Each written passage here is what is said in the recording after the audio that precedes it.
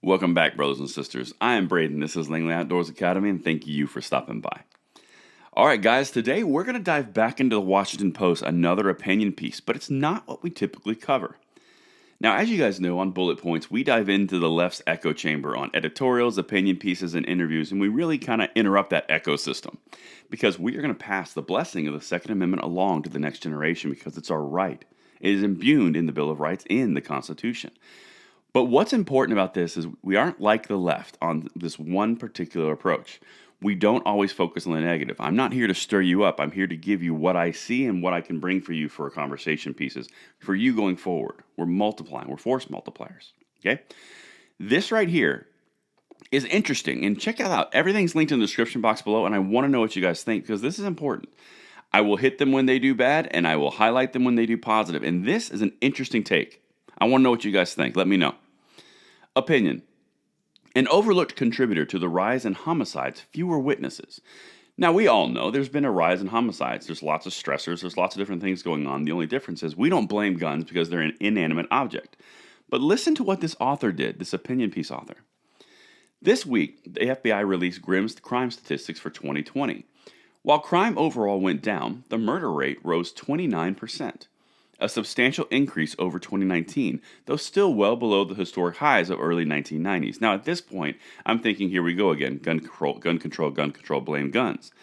But the author doesn't go in that direction. They cite the same statistics that the mainstream media has done and we've covered on this channel, but listen to where they go. But there's another, much simpler explanation that might explain at least part of the surge in murders last year.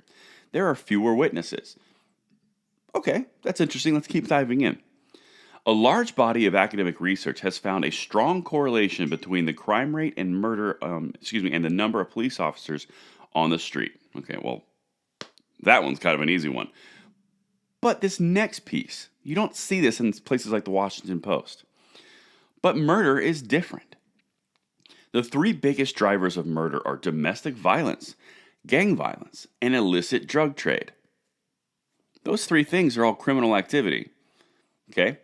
It's pretty clear how the pandemic might have exacerbated domestic violence, of course, and neither gangs nor the illegal drug trade is going to close shop because of a pandemic or a government-ordered lockdown, because criminal's going to criminal, just like tyrant's going to tyrant.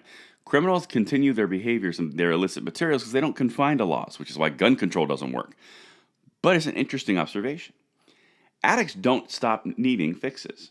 Indeed, the United States saw a massive increase in overdose deaths in 2020. There's an evidence piece to their conjecture, suggesting a spike in demand for illicit drugs, which I can verify. I've seen a lot more of that just in common everyday conversations.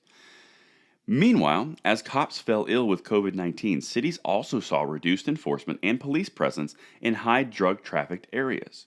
It also seems safe to say the supply chain disruptions that affected just about every other market in 2020 also impacted the illegal drug market.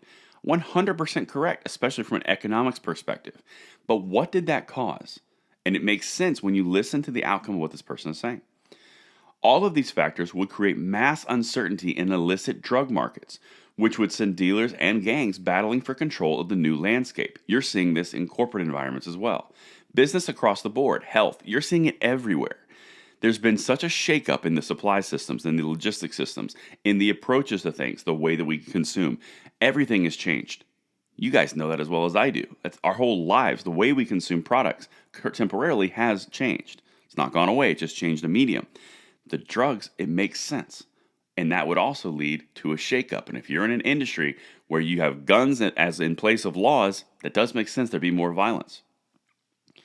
Officials in cities that saw some of the largest murder surges in 2020 and 2021 included Albuquerque, Indianapolis, Chicago, Los Angeles, and others. All have said much of the spike could be attributed to drug and gang-related murders. Okay, fine. If it's drug and gang-related murders, why are we talking about gun control? If we all know it's right here in front of our faces, and this is actually a pretty convincing case, why are we doing gun control legislation and power grabs? And that's an important question to ask people who have these questions in these conversations. And the author actually wrapped up in a really succinct way. The lack of witnesses explanation isn't particularly sexy or divisive. It's true. It doesn't easily lend itself to partisan finger pointing, culture war posturing, or a rush to legislation. Perhaps that's why it's rarely mentioned, and that's the important piece. When we stand together in a common direction, we are undividable. We can get what we need to get done because we are unified in our American background, heritage, and culture, which a part of it is the Second Amendment.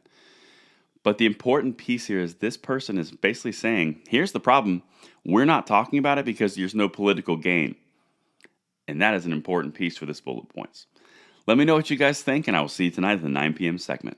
I'm Braden, signing out.